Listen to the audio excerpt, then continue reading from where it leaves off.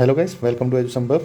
तो आज हमारा जो डिस्कशन का टॉपिक रहने वाला वो पंजाब पब्लिक सर्विस कमीशन की जो अपकमिंग पोस्ट है इंस्पेक्टर ऑफ कोऑपरेटिव सोसाइटीज़ के लिए, वो एडवर्टाइजमेंट नंबर 2021-44 में दी गई है। उसका ही जो लास्ट ईयर का क्वेश्चन पेपर है, लास्ट ईयर बोले तो मतलब 2018 में जो इसकी एग्जामिनेशन कंडक्ट हुई थी, उसका जो जीके पार्ट है एंड करंट अवेयरनेस का जो पार्ट है उसको हम डिस्कस करने वाले हैं।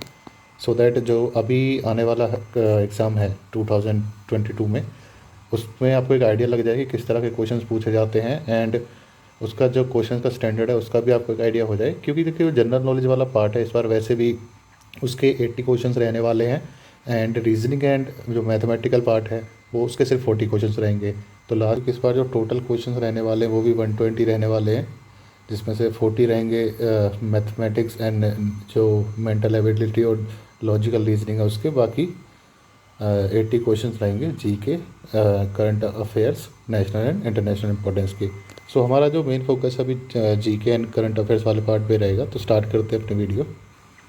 तो गाइस ये जी के का पार्ट है जिसमें फर्स्ट क्वेश्चन था वो पूछा गया था, if A wetland of international importance is brought under the Montreux record. अब ये मॉन्ट्रिक्स रिकॉर्ड का जो क्वेश्चन था ये सीधा आ गया एनवायरनमेंट का जो पार्ट है उसमें, इकोलॉजी एंड एनवायरनमेंट के पार्ट में जो इम्पोर्टेंट कन्वेंशन है, ये रामसर कन्वेंशन का पार्ट है। ये मॉन्ट्रिक्स रिकॉर्ड क्या होता है कि जैसे रामसर कन्वेंशन के अकॉर्डिंग वेटलैंड्स को लिस्टेड किया जाता है, ठीक है। तो ये पूछ रहा कि कौन सी कैटेगरी के अगर मतलब वेटलैंड्स में ऐसा क्या चेंजेस हुआ है या फिर ऐसी क्या कंडीशंस चेंज हुई हैं जो कि मतलब उसको मॉन्ट्रिक्स रिकॉर्ड में डाल दिया गया है। और जो ऑप्शन है इसका वो सही है, क्योंकि इसका रीज़न क्या है कि जब कोई मतलब कोई मेजर चेंजेस होते हैं इकोलॉजिकल कैरेक्टर के तो ऐसे केसेस में डाला जाता है। अब इसके बाकी जो ऑप्शंस हैं जैसे कि it is given the status of world heritage site, तो वर्ल्ड हेरिटेज साइट का तो वैसे यूनेस्को करती है। तो नेक्स्ट क्वेश्चन पे बढ़ते हैं। यहाँ पे वेटलैंड दिए गए हैं एंड उनके जो मतलब कॉन्फ्लुएंस हैं, जैसे कौन सी रिवर्स के मेल होने पे बनते हैं। तो इसमें हरिके वेटलैंड का तो सही है। जो कोलाडेव घना नेशनल पार्क है, कोलेरू लेक है, उनका गलत है। बिकॉज इसके आंसर मैंने यहाँ पे दिए भी हुआ है, ठीक है, ये आप पढ़ लीजिए। और ये क्वेश्चन फिर से इन्वायरमेंट एंड इकोलॉजी के पार्ट से ही स्टक हो रहा है। तो दो क्वेश्चन यहाँ पे इन्वायरमेंट के आ गए और किस तरह के क्वेश्चन है वो आप समझ सकते हैं। काफ़ी अच्छे लेवल के क्वेश्चन है, कोई ऐसा नहीं कि बहुत ईजी डायरेक्ट क्वेश्चन है।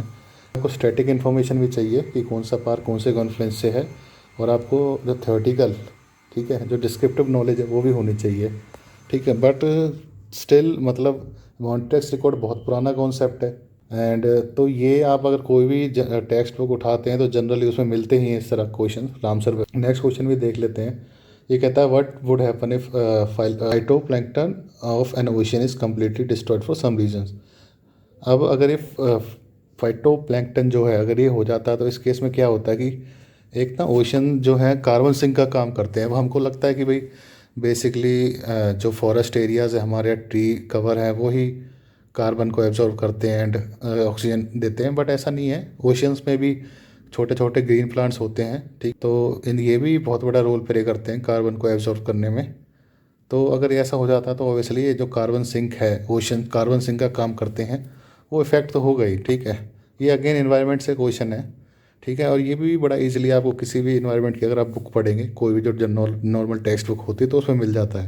या फिर आप हमारे जो एजो संभव के नोट्स हैं टेलीग्राम से भी ले सकते हैं, उसमें भी हमने इन सब के बारे में प्रॉपर अपना जो इन्वायरमेंट का सिलेबस है मेंशन किया हुआ है। Next is the food chain in the ocean would be adversely affected. अब फूड चेन का तो पार्ट है ही वो, जो प्लैंकटन है अगर वो कम्प्लीटली डिस्ट्रॉयड हो गए तो जो उन पे डिपेंडेंट है वो इफेक्ट होंगे तो और बड़े जो और एनिमल्स मतलब सॉरी और जो बड़े लिविंग ऑर्गेनिजम्स हैं उनको भी फ़र्क पड़ेगा।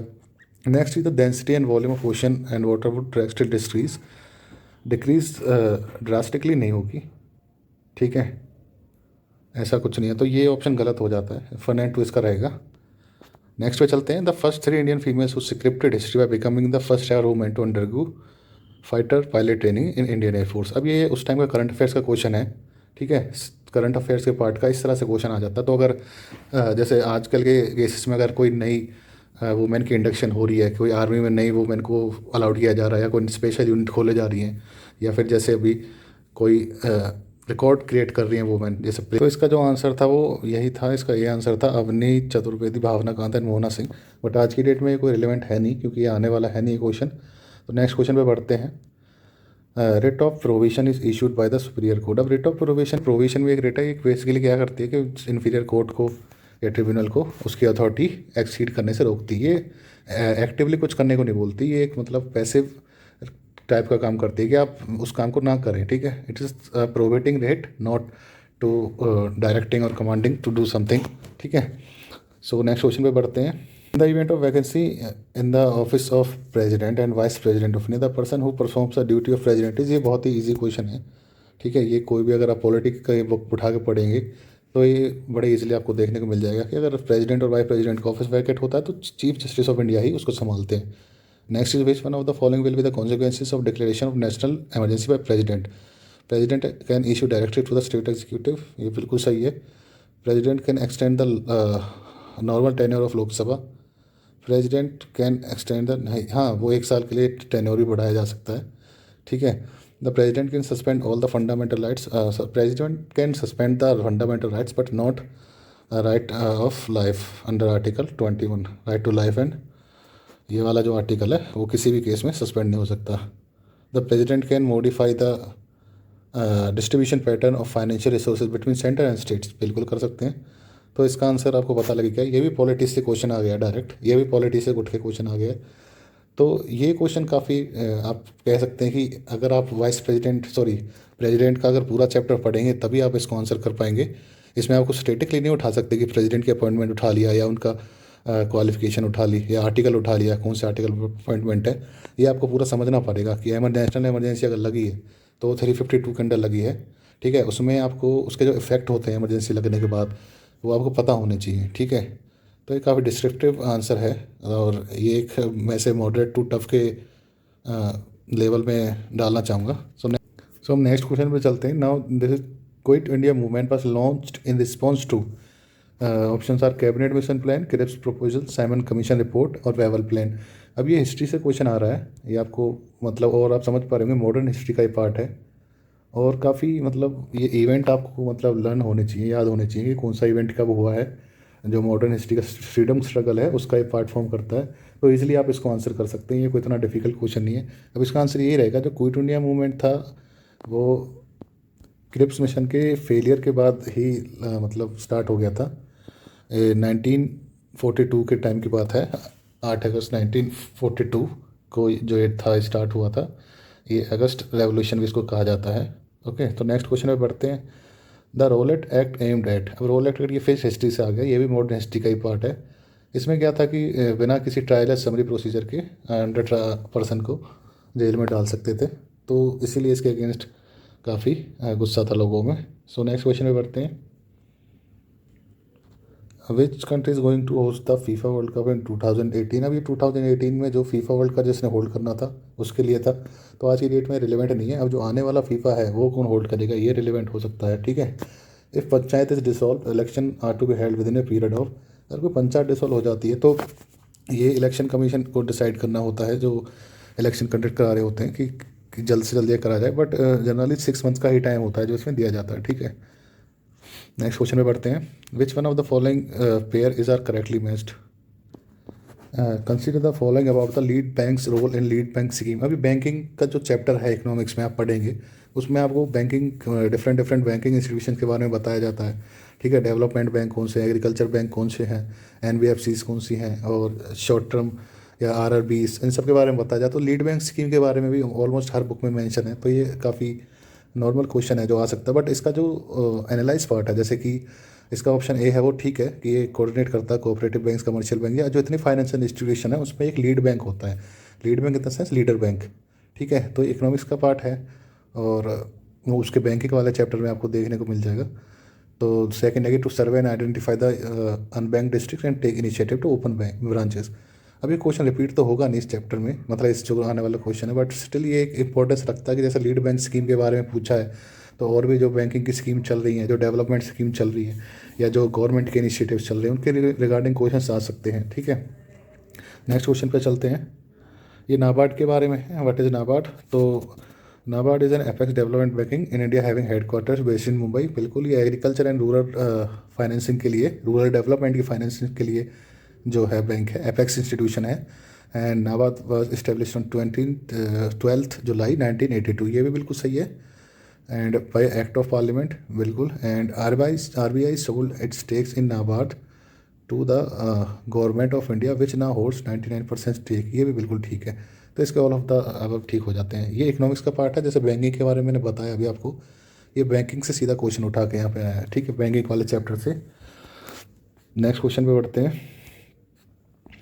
Heritage city development and augmentation योजना, हृदय योजना, ठीक है। ये क्वेश्चन मैंने ऑलमोस्ट काफ़ी जो एग्जामिनेशन है, कॉम्पिटेटिव एग्जामिनेशन है, उसमें इसको देखा। जैसे ACIO के एग्जामिनेशन हुए थे IB के, उसमें भी ये था, ठीक है। और एक स्टेट एग्जामिनेशन हुए हैं, कई स्टेट के एग्जामिनेशन में मैंने इस क्वेश्चन को स्ट्राइक करते हुए देखा है। तो ये इंपॉर्टेंट हो जाता है काफ़ी, ठीक है। और इससे पता लगता है कि जो गवर्नमेंट की स्कीम्स हैं उनके रिगार्डिंग क्वेश्चन ऑलमोस्ट आ रहे हैं, बार बार आ रहे हैं, तो उन पे हमें अच्छी कमांड होनी ज़रूरी है। तो हृदय क्या था, ये बेसिकली 1 2 3 4 इसके चारों ऑप्शन सही हैं। क्लीननेस भी कवर करता है, ड्रेनेज भी, water supply, sanitation, waste management. ये क्या था कि जो हेरिटेज सिटी है, जैसे हमारी हेरिटेज सिटी में कौन कौन हो सकती है, ठीक है, जैसे हैदराबाद हो गया, या फिर और जो इम्पोर्टेंट सिटी हैं, दिल्ली है, कुछ पार्ट यूपी में भी हैं, उन जो मेन सिटीज़ हैं उनकी डेवलपमेंट के लिए एंड ऑगमेंटेशन जो योजना थी उसका था। उसमें क्या था, सैनिटेशन हो गया, क्लीननेस हो गया, ड्रेनेज हो गया, वेस्ट मैनेजमेंट हो गया, इन सब के लिए उसमें प्रोविजंस हैं, फंड एलोकेशन है गवर्नमेंट की तरफ से। तो उसी की ये योजना थी, ठीक है। उस पर क्वेश्चन है। नेक्स्ट क्वेश्चन में बढ़ते हैं। स्वदेशी and boycott were first adopted. अब स्वदेशी एंड बॉयकॉट जब आप सुनेंगे आपको लगेगा ये जो नॉन कॉपरेशन मूवमेंट के बाद टाइम पे स्टार्ट हुआ होगा, लेकिन ऐसा नहीं है। ये जब पार्टीशन ऑफ बंगाल हो गया था तभी से जो नेशनलिस्ट हैं उन्होंने बॉयकॉट किया था, स्वदेशी प्रोडक्ट्स अपनाए थे। और इवन जो वेल ऑफ पर्सन्स थे उन्होंने मतलब हर विलेज में कुछ ना कुछ खादी इंडस्ट्रीज़ खोली थी, उनके लिए पैसे दिए थे। तो उसी टाइम से चलता रहा था। इसलिए इस हिस्ट्री का क्वेश्चन तो बहुत ईजी है ये, बट ये बड़े मतलब ट्रिकी तरीके से पूछा गया है, क्योंकि नॉन कोऑपरेशन मूवमेंट देखते ही आपको बॉयकॉट और ये स्वदेशी रिलेवेंट लगेगा। लेकिन नॉन कोऑपरेशन जो मूवमेंट है वो बहुत बाद में आता है। मतलब ये कहाँ, पार्टीशन 1903 में जब आ गया था इसके रिगार्डिंग कि अब होने वाला है, 1905 में होगा, तो तभी से बॉयकॉट एंड स्वदेशी स्टार्ट हो गया था। और नॉन कोऑपरेशन मूवमेंट काफ़ी लेट आया था, ठीक है। तो नेक्स्ट क्वेश्चन में बढ़ते हैं। Consider the following statement regarding masala bonds. अभी मसाला बॉन्ड हमेशा ना उसमें रहता है, मतलब हाईलाइट्स में रहता ही है, तो इस पर क्वेश्चन आना कोई बड़ी बात नहीं है। कल जो इंपॉर्टेंट चल रहे हैं वो जो कॉपरेशन बॉन्ड है, म्यूनिसिपल कॉपरेशन बॉन्ड है, ठीक है। तो क्या होता है कि जो म्यूनिसपैलिटीज़ हैं डिफरेंट डिफरेंट स्टेट्स में, वो अपने ही, जैसे अहमदाबाद हो गया, वडोदरा हो गया, उनके एग्जाम्पल से बता देता हूँ, वो अपने खुद के बॉन्ड्स इशू कर रहे हैं। मसाला बॉन्ड क्या किए, फ़ॉरेन में सेल होते हैं मसाला बॉन्ड्स, फ़ॉरेन इंस्टीट्यूशंस हों या जो भी हों वो इनको ले सकते हैं, ठीक है।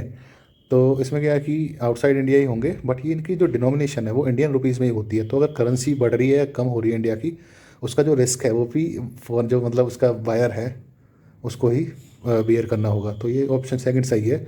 थर्ड कहता है multilateral regional financial institutions are not allowed to invest. ऐसा कुछ नहीं है, हर कोई इसमें इन्वेस्ट कर सकता है। तो ये स्टेटमेंट गलत हो जाती है, ठीक है। नेक्स्ट क्वेश्चन पे चलते हैं। In the context of geo synchronous satellite launch vehicle GSLV, which of the following statement are true. अभी GSLV क्यों आया होगा, देखिए GSLV ने जिस टाइम की आपका एग्ज़ाम हुआ था उस टाइम उसने ऑलमोस्ट 100 मतलब PSLV ने ऑलमोस्ट 100 जो सैटेलाइट लॉन्च कर चुके थे, एक रिकॉर्ड बना दिया था।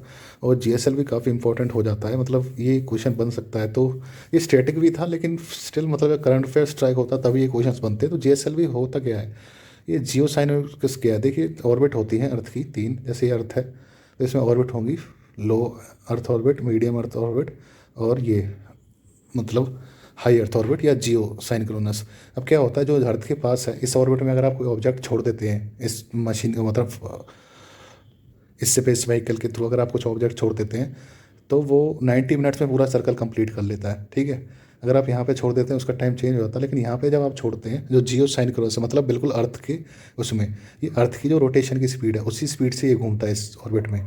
तो क्या होता है, जैसे हमें अगर हम TV चैनल्स चलाते हैं, सेटेलाइट लगाते होंगे, आपने देखा होगा, जब सेटेलाइट लगती है तो फिक्स पोजीशन में लगती है। क्यों लगती है, क्योंकि अगर यहाँ पे सेटेलाइट लगी तो हमेशा इस सेटेलाइट को ही फेस करेगी। तो और उसी ऑर्बिट में ये सेम टाइम पे दोनों घूमते रहेंगे, अर्थ भी ऐसे घूमती रहेगी और वो भी ऐसे। और अगर जो टेलीकम्युनिकेशंस है, रेडियो कम्युनिकेशंस हैं, अगर ज़्यादा स्पीड के तो मीडियम में छोड़े जाते हैं, ठीक है। तो इसी तरह से जैसे जैसे रिक्वायरमेंट है उसके अकॉर्डिंग ये किया जाता है। तो ये GSLV व्हीकल जो है वो उसी का पार्ट है। अगर आपने जो सबसे ऊपर अराउंड 36,000 माइल्स पे ये ऑर्बिट होती है अर्थ के एनवायरनमेंट से, 36,000 माइल ऊपर। तो यहाँ पे अगर कोई छोड़ना है तो आप GSLV से छोड़ेंगे। अब GSLV के बारे में क्वेश्चन है कि it was developed to launch INSAT series of satellites. अब इनसेट क्या है? यही सैटेलाइट का एक पार्ट था, इसी के लिए इसको बनाया गया था, ठीक है, जियो सिंक्रोनस ऑर्बिट में छोड़ने के लिए। और it places satellites into Jio synchronous transfer orbits, ये बिल्कुल सही है। इट हैज़ 3 स्टेज लॉन्च, ये भी बिल्कुल सही है। इसमें 3 स्टेज लॉन्च होता है, 1 2 3। इसमें 4 स्ट्रैप्स होते हैं, ठीक है। यहाँ लास्ट में क्रायोजेनिक इसका जो सिस्टम होता है उसमें हाइड्रोजन एंड ऑक्सीजन का काफ़ी लो टेम्परेचर पे फ्यूल की तरह यूज़ किया जाता है। और 1 सेकेंड इसका होता है। तो 3 स्टेज होती हैं इसकी, ठीक है। और PSL भी अगर होता तो उसमें 4 स्टेज लॉन्च होती है। तो it can not use cryogenic engine. Cryogenic का मतलब होता है बहुत कोल्ड फ्यूल से चलने वाली, तो करता है ये, तो ये गलत हो जाएगा। तो 1 2 3 इसका सही रहेगा। नेक्स्ट क्वेश्चन में बढ़ते हैं। In the contest of cryogenic engine which of the following statement are true? Cryogenic engine वही हैं जिनमें हाइड्रोजन एंड ऑक्सीजन का यूज़ करके फ्यूल को यूज़ किया जा रहा है और अराउंड लिक्विड फॉर्म में उसे यूज़ किया जा रहा है। इतने कोल्ड स्टोरेज में उन्हें रखा जा रहा है, तो कोल्ड में रखा जा रहा है, इसलिए उसे क्रायोजेनिक प्रोसेस कहते हैं। तो क्रायोजेनिक इंजन उसका नाम रखा जाता है। तो it is most efficient and provide more thrust for every kilogram of propellant it Burns, ठीक है। जब फ्यूल कम है और ये ज़्यादा एफिशिएंसी वाला होता है तो ठीक है। It uses liquid hydrogen and liquid oxygen at high temperature, गलत हो जाएगा। ये हाई नहीं, लो टेम्परेचर पे यूज़ करता है। It uses liquid hydrogen and liquid oxygen at very low temperature, ये ठीक हो जाएगा। आफ्टर USA रशिया, और ये 6 कंट्रीज़ के पास ही है, ठीक है। एंड इंडिया को काफ़ी बाद में मिला रशिया की हेल्प से। अदरवाइज़ ये जो कंट्रीज़ है USA रशिया, USA EU भी कम्प्लीटली नहीं कह सकते, फ्रांस के पास है, ठीक है। And since France is a part of European union तो उसको ऐसे काउंट कर लिया जाता है, ठीक है। नेक्स्ट क्वेश्चन में बढ़ते हैं। Malabar is a naval exercise, ये जापान USA और इंडिया के बीच में होने वाली एक्सरसाइज है, ठीक है। नेक्स्ट क्वेश्चन में बढ़ते हैं। तो अब ये क्यों आया होगा कि मालाबार एक्सरसाइज कंडक्ट हुई होगी? ये हर साल ही होती है, तो उस टाइम भी हुई होगी, ठीक है। तो आप देख पा रहे होंगे कि ये कितना फोकस है जो मिलिट्री से रिलेटेड इश्यूज़ हैं उन पे काफ़ी फोकस है। एक क्वेश्चन और फिर मिलिट्री पे आ जाता है, मिलिट्री व्हीकल्स या जो मिलिट्री इंस्ट्रूमेंट्स हैं। ये तेजस क्या है? तेजस एक प्लेन है, लाइट कॉम्बैट एयरक्राफ्ट। अर्जुन क्या है? ये टैंक है, मेन बैटल टैंक। और धनुष जो है वो शिफ्ट बेस्ड मिसाइल है। एंड जो अस्त्र है वो एयर टू एयर मिसाइल है। ये फिर एक आर्मी या फिर जो कह सकते हैं डिफेंस रिलेटेड क्वेश्चंस हैं, डिफेंस या फिर कह सकते हैं जो साइंस एंड टेक्नोलॉजी है। जैसे ये क्वेश्चन जो है साइंस एंड टेक्नोलॉजी पे डायरेक्ट क्वेश्चन है, ठीक है, से रिलेटेड। अब नेक्स्ट क्वेश्चन पे चढ़ते हैं।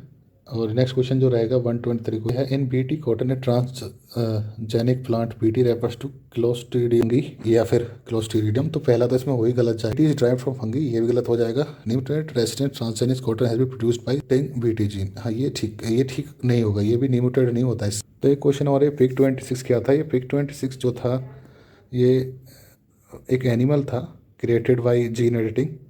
ये मतलब बीमारी से बचने वाला ऐसा पिग था कि अगर किस नॉर्मली जो पिग होते हैं बीमारी वगैरह से मरते हैं, इन पिग्स के अंदर जो था रेसिस्टेंस ज़्यादा था इन डिसीज से लड़ने का, क्रिएट किए गए थे। अब कहने को यहाँ पे लिखा first animal to be created by gene editing, बस ऐसा नहीं है। अब अगर NCERT की अपनी साइंस की बुक्स पढ़ेंगे तो उसमें आप देखेंगे कि डॉली नाम की जो शिप थी वो भी ऐसे ही जीन एडिटिंग से ऑलरेडी क्रिएटेड की जा चुकी है। बट इसके जो और ऑप्शन है उनके कंपेरेटिवली ये आंसर ज़्यादा सेफ रहेगा। और ये आंसर सही भी था, मतलब 100% सही है, ये सही था। क्वेश्चन पे बढ़ते हैं। Human insulin is being commercially produced from A transgenic species. अब इसमें जो होता है वो इसी से होता है, एस्चेरिया से। ई कोली एस्चेरिया होता है ये। इसमें क्या होता है कि जो वार्म ब्लडेड मैमल्स होते हैं उनके जो लोअर इंटेस्टाइन होती है उसके अंदर एक बैक्टीरिया होता है जो ये प्रोड्यूस करता है, ठीक है। तो ये बैक्टीरिया से प्रोड्यूस होने वाली चीज़ है और यही जो इंसुलिन ह्यूमंस के लिए काम करती है, ठीक है। Next is American multinational company. ये फ्लिपकार्ट ने फ्लिपकार्ट को वॉलमार्ट ने खरीदा था। ये तो काफ़ी इंपॉर्टेंट न्यूज़ थी उस टाइम की, इसमें तो कोई मतलब ज़्यादा स्पेशल स्टडीज़ की ज़रूरत थी, ठीक है। हाँ, ये जो 125 क्वेश्चन है ये काफ़ी सही क्वेश्चन है। बट आप जनरल साइंस जब पढ़ते हैं आप, ठीक है, उसकी जनरल साइंस की एप्लीकेशंस आप पढ़ते हैं, ठीक है। डेली लाइफ में हम जैसे बीमारीज़ के बारे में पढ़ते हैं, कोई डिसीज़ के बारे में पढ़ते हैं, उसके डायग्नोसिस के बारे में पढ़ते हैं। तो ये जनरल साइंस की वो बातें हैं जो आपको कंपल्सरीली आपको बुक से सीखने की ज़रूरत नहीं है।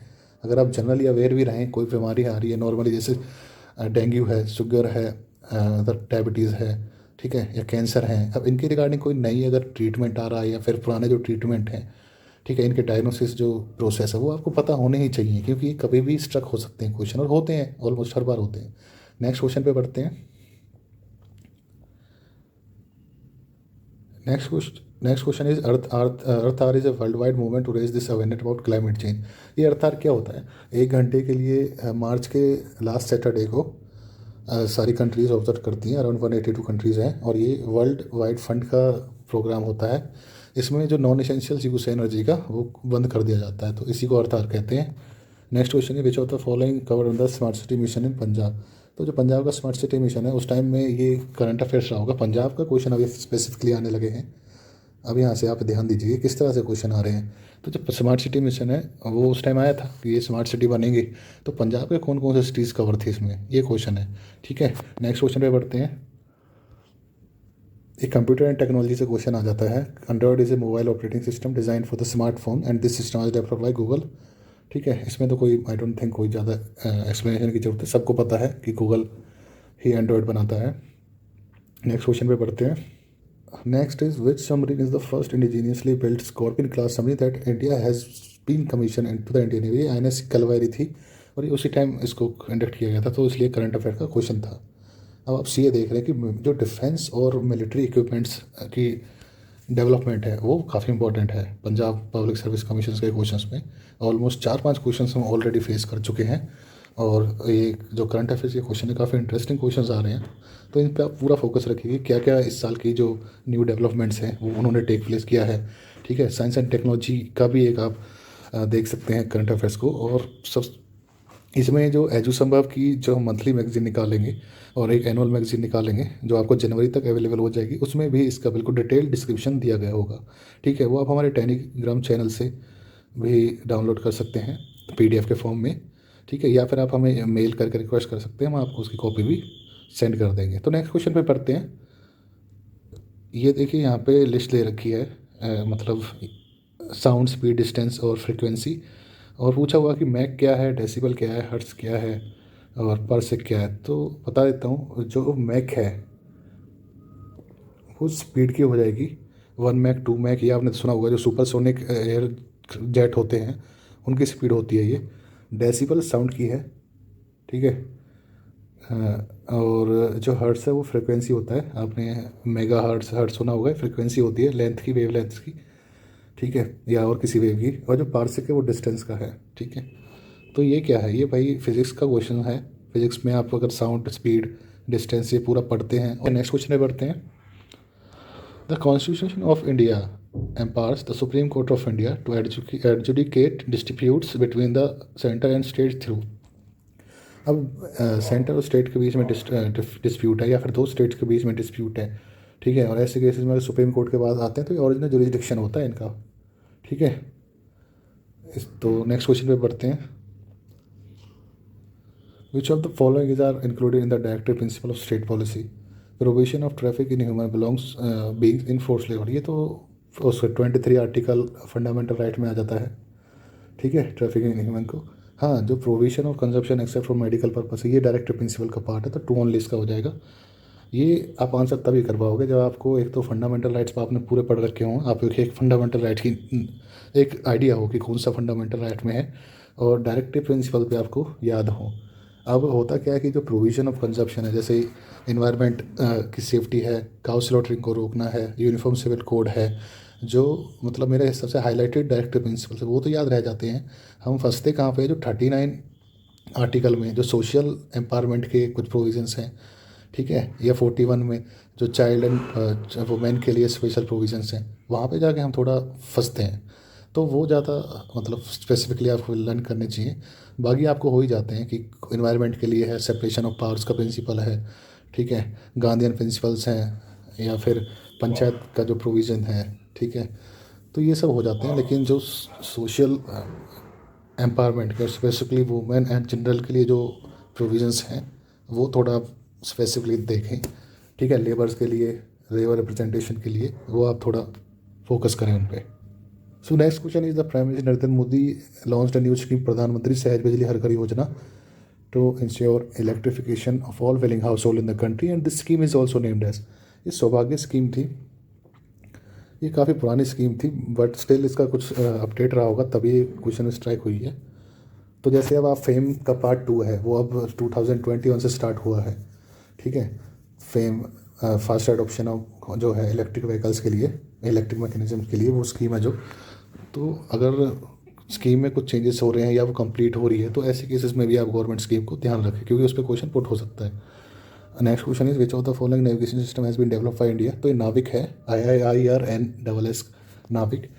तो नेविगेशन जो सिस्टम है ये इंडिया का है, ठीक है। GPS USA का सिस्टम है, हम यूज़ करते हैं GPS, तो हमको लगता है GPS का मतलब ही नेविगेशन सिस्टम है। जो इंडियन सबमरीन्स है, इंडियन एयरफोर्स है, ठीक है, इंडियन आर्मी है, वो बेसिकली नेविक जो नेविगेशन सिस्टम है उस पर रिलाई करते हैं, ठीक है। पढ़ते हैं, ये फिर कुछ स्कीम्स दे रखी हैं और इनका वो पूछा हुआ है जो पर्पस है, ठीक है। तो आयुष्मान भारत तो हमको पता ही है, तो अभी भी कोविड में भी काफ़ी फेमस स्कीम रही है, करोड़ ऑफ पर्सनस को बेनिफिट दिया गया, बताया गया। तो ये तो हेल्थ कार्ड केयर स्कीम है। जो अमृत जो है वो अर्बन डेवलपमेंट स्कीम है और मिशन इंद्रधनुष वैक्सीनेशन प्रोग्राम है जिसमें 9 वैक्सीनेशन अराउंड होती है, ठीक है। और पहल LPG सब्सिडी है। तो ये क्वेश्चन हो गया है, इसमें सारे राइटली मैच है। Which country has become the first country to grant citizenship to robot. ये सऊदी अरेबिया ने किया था। सोफिया नाम के रोबोट को इन्होंने 2017 में दिया था, 2018 में आपके लिए क्वेश्चन बन के आ गया था। नेक्स्ट क्वेश्चन में चलते हैं। In India who is chairman of national water resources council. तो प्राइम मिनिस्टर होता है इसका। ये अब जो पंजाब GK है स्पेसिफिकली उस पर अब क्वेश्चंस हैं, ठीक है, इसको आप देख सकते हैं। नेक्स्ट क्वेश्चन पे बढ़ते हैं। नेक्स्ट क्वेश्चन भी पंजाब GK से है, मतलब जो SCB अगर आपने पढ़ा होगा history and culture of Punjab, जो ग्रेजुएशन में मोस्टली पंजाब का हर पर्सन पढ़ता ही। Which city of Punjab is one among the top 20 most polluted cities of the world. ये फिर यूनेस्को की जो रिपोर्ट आई थी उसमें पंजाब की सिटीज़ का मेंशन था, तो पंजाब की GK से क्वेश्चन आपके लिए आया था। Match of the following minister of Punjab with their portfolios. अब आप देख रहे हैं कि पंजाब की GK से भी इसमें ऑलमोस्ट 10 क्वेश्चन कवर हो गए हैं अब तक, ठीक है। 8-10 क्वेश्चन हो चुके हैं। 142 Punjab GK and Punjab current affair से ऑलमोस्ट 10 क्वेश्चन कवर हो चुके हैं और टोटल 70 क्वेश्चन हैं, तो आप इसका वैल्यू समझ सकते हैं, ठीक है। नेक्स्ट क्वेश्चन अभी इंटरनेशनल क्वेश्चन चल जाते हैं 147 से। President of south Korea is, ये बांग की मून भाई यूनाइटेड नेशन असेंबली गए थे, यहाँ पे मत टिक कर देना। और किम जोंग नॉर्थ कोरिया के हैं, तो मून जे इन जो हैं वो हैं साउथ कोरिया के। साउथ कोरिया जो नीचे वाले जो फ्रेंडली कंट्री है जो सैमसंग बनाती है, ठीक है ना। On the recently appointed new president of Cuba is, उस टाइम जो राहुल कास्ट्रो थे एंड अब जो है माइकल कास्ट्रो है, सॉरी माइकल कास्ट्रो नहीं है, माइकल डाइस कैनल है। ये अब 2019 से प्रेसिडेंट हैं क्यूबा के। नेक्स्ट क्वेश्चन में पढ़ते हैं।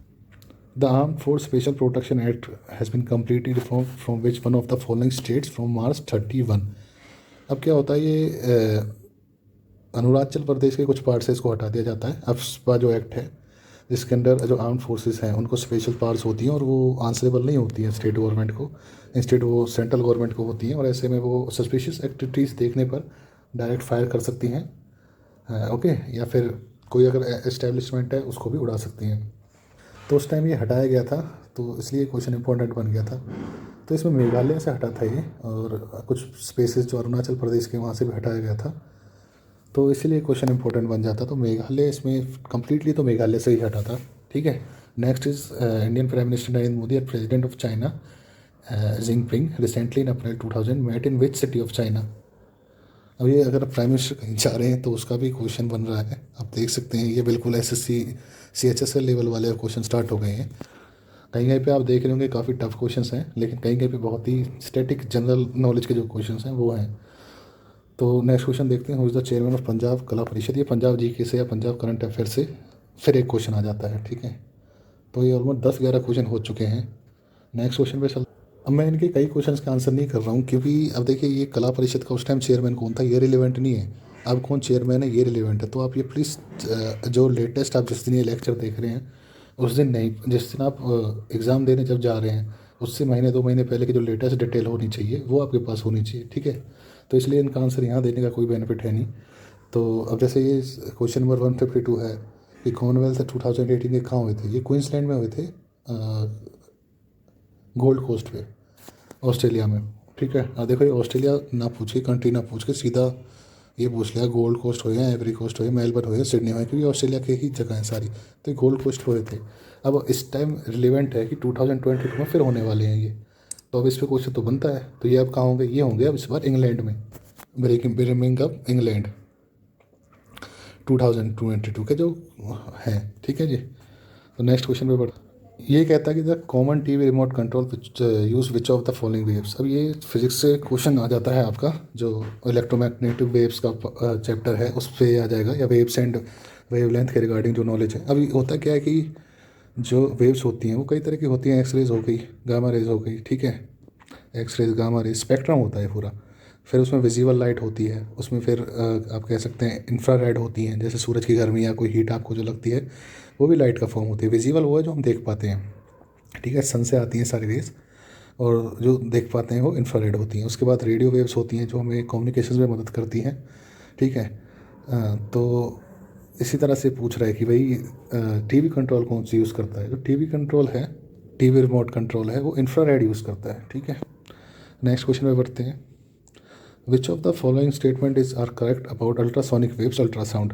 अब अल्ट्रासाउंड का आपको एक बड़ा इंटरेस्टिंग बात बता देता हूँ। जैसे नॉर्मली केसेस में एक्सरे है या एमआरआई है, उनमें क्या है, यूज़ ऑफ लाइट होता है, मतलब इलेक्ट्रोमैग्नेटिक रेज होती हैं जो फॉर्म ऑफ लाइट होती हैं, ठीक है।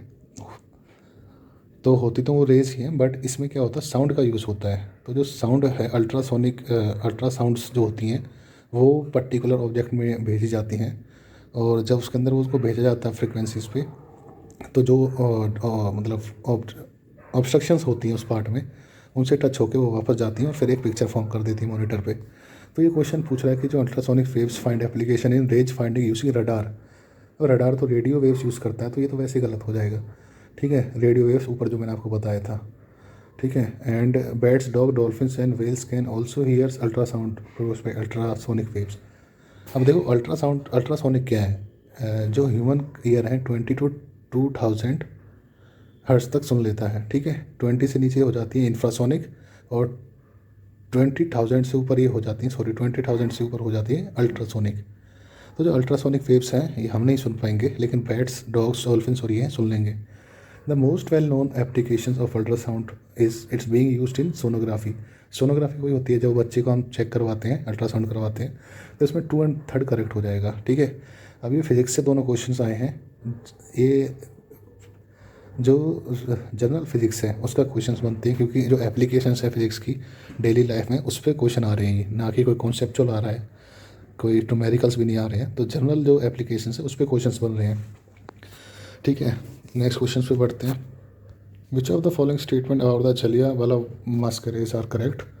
General Dyer was the then lieutenant governor of Punjab. ये जनरल डायर नहीं थे, ये माइकल ओ डायर थे जो लेफ्टिनेंट गवर्नर थे। और फिर अगर वो स्टेटमेंट गलत है तो ये स्टेटमेंट वैसे ही बाय डिफ़ॉल्ट गलत हो जाएगी, क्योंकि ऑर्डर करने वाले जनरल रीजनल डायर थे, ठीक है। और माइकल ओ डायर ऐसे ऑर्डरिंग, मतलब जो ऊपर से ऑर्डर आने वाले करने वाले पर्सन थे, लेकिन जो असेंबली में वहाँ खड़े होकर जो जिन्होंने ऑर्डर किया था वो जनरल आर डायर थे। तो ये दोनों स्टेटमेंट गलत हैं। रविंद्रनाथ जी ने ये नाइटहुड अपना छोड़ दिया था, ये सही है। और जो विक्टिम्स थे वो गैदर हुए थे सत्यपाल जी एंड किचलू को छुड़ाने के लिए, एंड रॉलेट एक्ट के अगेंस्ट में, ये सही है, ठीक है। नेक्स्ट क्वेश्चन में बढ़ते हैं, हिस्ट्री से क्वेश्चन है बट स्टिल ये पंजाब स्पेसिफिक क्वेश्चन है, ठीक है। तो लाला लाजपत राय के रिगार्डिंग भी जो इंपॉर्टेंट इवेंट है याद करके जाइएगा, गदर पार्टी से रिलेटेड इंपॉर्टेंट इवेंट याद करके जाइएगा, ठीक है। नेक्स्ट क्वेश्चन में बढ़ते हैं, Gandhi ji sent an 11 point ultimatum to lord Irwin before starting the civil disobedience movement. अभी 11 पॉइंट जो भेजा था उसमें 50% reduction in land revenue and evolution of salt tax था। ये 2 अलग अलग पॉइंट थे, सिंगल पॉइंट नहीं था ये, बट इसको यहाँ पे इन्होंने मिला के दिया हुआ है। 50% cut in military expenditure and civil expenditure, हाँ ये ठीक है, ठीक है। And provision of cow slaughter, ये गलत था। Release of all political slaughters prisoners, ये ठीक है। नेक्स्ट क्वेश्चन पे बढ़ते हैं, ये भी हिस्ट्री से आया है, और ये तो जनरल हिस्ट्री है, मतलब मॉडर्न हिस्ट्री। इसमें आप देख रहे होंगे कि मेडिवल हिस्ट्री से क्वेश्चन नहीं आ रहा है, कोई एशियट हिस्ट्री से क्वेश्चन नहीं आ रहा है, ठीक है। क्योंकि जो आप सिलेबस पढ़ेंगे इसका पीपीएससी का, वो special reference to freedom struggle है, ठीक है। हिस्टोरिकल जो इवेंट्स है वो special reference to freedom struggle है, तो ये मॉडर्न हिस्ट्री पे ज़्यादा फोकस सिलेबस है। Punjab public service commission inspector का जो पेपर आएगा तो उसको आप ज़्यादा अच्छे से तैयार करिएगा, ठीक है। नेक्स्ट क्वेश्चन पे बढ़ते हैं। The authorisation for the withdrawal of fund from consolidated fund of India must come from. अब ये पार्लियामेंट से आती है, इसके लिए आपको कंसोलिडेटेड फंड के बारे में पढ़ना पड़ेगा। ये पार्लियामेंट के जो चैप्टर आप पढ़ेंगे, अगर किसी भी जनरल टेक्स्ट बुक आप उठाएंगे पॉलिटिक्स पढ़ने के लिए, उसमें बहुत ईजिली एक्सप्लेनेशन आपको मिल जाएगी, तो ये कोई ज़्यादा प्रॉब्लम वाली बात नहीं है। Now next question is which of the following pair is are correctly match. Surendra Nath Banerjee, home rule movement. अब होम रूल मूवमेंट से सुरेंद्र नाथ बनर्जी का कोई लेना देना नहीं था। Home rule movement Shyamji Varma ji हो सकते हैं जिन्होंने बाहर स्टार्ट किया था, और उसके बाद तिलक एंड जो एनी बेसेंट थी उन्होंने 15 एंड 16 में इस्टेब्लिश किए थे इंडिया में। लेकिन सुरेंद्र नाथ बनर्जी जी का इसमें कोई लेना देना नहीं है। लाला हरदयाल जो थे गदर पार्टी के ऑर्गेनाइजर्स थे, जो सैन फ्रांसिस्को में जिसके हेडक्वार्टर था। एंड राजा राधा कांता देव, ये वैसे तो काफ़ी प्रो एजुकेशनिस्ट थे, फीमेल एजुकेशन के लिए भी इन्होंने काफ़ी काम किया था। बट इन्होंने क्या किया, जब एबोलिशन ऑफ प्रैक्टिस ऑफ सती का एक्ट आया, ठीक है, 1829 में, उस टाइम इन्होंने उसका अपोज किया था। तो यहाँ पे ये स्टेटमेंट बिल्कुल सही है। अब ये स्टेटमेंट काफ़ी इंपॉर्टेंट हो जाती है, क्योंकि आपको पता होना चाहिए कि इतनी जब प्रोग्रेसिव लेजिस्लेशन कोई हो रही है तो उसके अपोजिशन में कोई कैसे खड़ा हो सकता है, ठीक है। अब जनरली आप इनके बारे में पढ़िए, राजा राधाकांता देव के बाद, तो काफ़ी प्रोग्रेसिव पर्सन आपको ये लगेंगे। बट इस केस में इन्होंने जो एंटी सती लॉ आया था उसके अगेंस्ट में काम किया था। तो नेक्स्ट क्वेश्चन में पढ़ते हैं, और यहाँ से हमें पता लग रहा है कि जो इम्पोर्टेंट पर्सन्स थे या इम्पोर्टेंट मूवमेंट थे उनके बारे में बड़े सही क्वेश्चंस आ रहे हैं। तो यहाँ पे इवेंट रिलेटेड क्वेश्चन नहीं है या फिर पर्सन स्पेसिफिक क्वेश्चंस नहीं है, लेकिन फ्रीडम स्ट्रगल के जो इवेंट्स हैं और इम्पोर्टेंट जो इवेंट है उन पे क्वेश्चन आ रहे हैं कि ये पर्सन किससे रिलेटेड था। जैसे नेक्स्ट क्वेश्चन फिर आ गया है, भगत सिंह जो थे लाहौर कॉन्स्पिरेसी केस से रिलेटेड थे। लक्ष्मी सहगल जो थी इंडियन नेशनल आर्मी की पार्ट थे, ठीक है।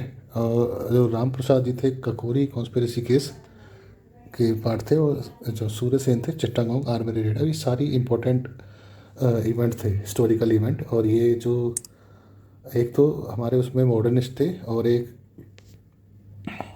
एक्सट्रीमिस्ट थे, जो सोचते थे एक्सट्रीमिज्म मतलब ज़्यादा रेवोल्यूशनरी हरकत अगर हम करेंगे, काम करेंगे, तो हम अंग्रेज़ों से जल्दी आज़ादी ले सकते हैं। तो नेक्स्ट क्वेश्चन पे मूव ऑन करते हैं। गदर पार्टी के बारे में नेक्स्ट क्वेश्चन है। अभी मैंने आपको बोल ही रहा था कि गदर पार्टी के बारे में पढ़ के जाइएगा, ये क्वेश्चन फिर आ जाता है। अब गदर पार्टी क्या थी, एक रेवोल्यूशनरी एसोसिएशन थी, और ये जो कनाडा और यूएसए में इंडियंस रहते थे उनकी थी, ठीक है। और सैन फ्रांसिस्को में इसका हेडक्वार्टर था। तो पहला ही ऑप्शन सही हो जाएगा, बाकी पढ़ने की जरूरत है ही नहीं इसमें, ठीक है। Which one of the following began with the Dandi march. Dandi march 1930 के अराउंड की जो मूवमेंट था उसमें सिविल डिसोबीडियंस मूवमेंट था। कि जो आप डांडी मार्च क्या था कि साल्ट लॉज बनाए गए थे कि साल्ट का जो प्रोडक्शन है वो इंडियन ना कर पाए, उन्होंने टैक्स देना पड़े। तो गांधी जी ने कहा हम ये लॉ तोड़ेंगे। तो डिसोबीडियंस मतलब ओबीडियंस ना करना, उससे भी आप इसे कनेक्ट कर सकते हैं। तो हिस्ट्री से भी काफ़ी अच्छे सारे क्वेश्चन आ रहे हैं। तो नेक्स्ट क्वेश्चन में बढ़ते हैं। Who among the following use the phrase un British India. ये दादा भाई नौरोजी जी ने किया था, जो अपनी इकोनॉमिक ड्रेन वाली इन्होंने थ्योरी बनाई थी उसमें, ठीक है। तो नेक्स्ट क्वेश्चन पे बढ़ते हैं। Robert Clive was the first governor general of Bengal. अब फर्स्ट तो आप देखो, फर्स्ट गवर्नर जनरल कौन था, फर्स्ट गवर्नर कौन था बंगाल का, पंजाब का कौन था, ये आपको होना चाहिए याद, ठीक है। तो ये वॉरेन हस्टिंग थे, ना कि Robert Clive. And William Bentinck थे, लेकिन 1833 में नहीं, 1829 में ही ये बन गए थे, 28 में सॉरी। तो ये भी गलत हो जाएगी, ठीक है। नेक्स्ट क्वेश्चन में चलते हैं। Consider the following statement. Lord Mountbatten was the viceroy when Shimla conference took. नहीं, उस टाइम वेवल थे, ठीक है। माउंटबेटन तो 47 के अराउंड में जाके आते हैं उनका रोल, ठीक है, 6 एंड 47 में। और शिमला कॉन्फ्रेंस काफ़ी मतलब साल भर पहले टुक प्लेस कर चुकी थी। तो next question is Indian Navy revolt 1946 took place when the Indian sailors in the Royal Indian Navy at Bombay and Karachi rose against the government, ठीक है। नेक्स्ट क्वेश्चन पे आते हैं। Under the constitution of India which one of the following is not a fundamental duty. अब आपको देखने में पता लग ही रहा होगा कि इसमें जो दे रखी है उसमें वोट करना कोई फंडामेंटल ड्यूटी नहीं है। हाँ, साइंटिफिक टेम्पर रखना है, पब्लिक प्रॉपर्टी को ना तोड़ना है, कॉन्स्टिट्यूशन को और इसके आइडियाज़ की रिस्पेक्ट करना फंडामेंटल ड्यूटीज़ है। ये आपको फंडामेंटल ड्यूटीज एक बार पढ़नी पड़ेगी। एज ए सिटीजन भी आपको याद होनी चाहिए कि आपकी क्या ड्यूटीज़ बनती है अपने कॉन्स्टिट्यूशन और अपनी कंट्री के लिए, ठीक है। तो ये कॉन्स्टिट्यूशन से या पॉलिटी से क्वेश्चन उठ के आया है, फंडामेंटल ड्यूटीज़ का जो पार्ट है वहाँ से। Next, under the with global agreement in specific control strategies to reduce the release of ozone depleting substances। Ozone depleting substances क्या थे? जो हाइड्रोफ्लोरोकार्बन्स थे उनके रिगार्डिंग था। अब ये क्या था, स्टार्टिंग में मॉन्ट्रियल प्रोटोकॉल था 89 में, ये कनाडा के मॉन्ट्रियल में जाके लिया गया था, ठीक है। तो यही इससे रिलेटेड है। तो ये एनवायरनमेंट और जो इकोलॉजी का सिलेबस होता है वहाँ से क्वेश्चंस आ रहे हैं, ठीक है। और ये जनरली पता भी होना चाहिए कि कौन सी कन्वेंशन किससे रिलेटेड है। जैसे अगर ये तो आया क्वेश्चन ओजोन पे, ठीक है, और हो सकता है कि ग्रीन हाउस गैसेस पे भी क्वेश्चन आ जाता है, जैसे अभी COP26 हुई है, ठीक है। इसी तरह से और किसी हजार्डस सब्सटेंस के यूज़ को जो रोकने के लिए कुछ कन्वेंशन ट्रीटीज़ हैं वो भी आ सकती हैं, ठीक है। बुक में आपको बड़ी इजीली मिल जाएंगी। और जो इंडिया के एक्ट हैं, वाटर एक्ट या फिर air act, environment protection act, NGT act, ये भी आप थोड़ा इसके बारे में एक ब्रीफ डिस्क्रिप्शन पढ़ें कि इनका क्या रोल है, ठीक है। या जैसे बोर्ड है, CPCB बोर्ड है, पॉल्यूशन कंट्रोल बोर्ड, वो स्टैचुरी बॉडी है नहीं है, कौन से एक्ट के अंडर आती है, तो ये नॉलेज आपको होनी चाहिए। और हम जो अब वीडियोज हमारे चैनल पर आप देखेंगे उनमें आपको इनकी प्रॉपर जानकारी दी जाएगी। टॉपिक वाइज हमारी वीडियोस आएंगी, तो आप उनको देख के भी अपनी प्रिपरेशन कर सकते हैं। नेक्स्ट क्वेश्चन पे बढ़ते हैं। Which of the following is correct about sites. अब साइट्स क्या है, ये एक कन्वेंशन है जो फ्लोरा एंड फोना है उसका इंटरनेशनल ट्रेड ना हो, ठीक है।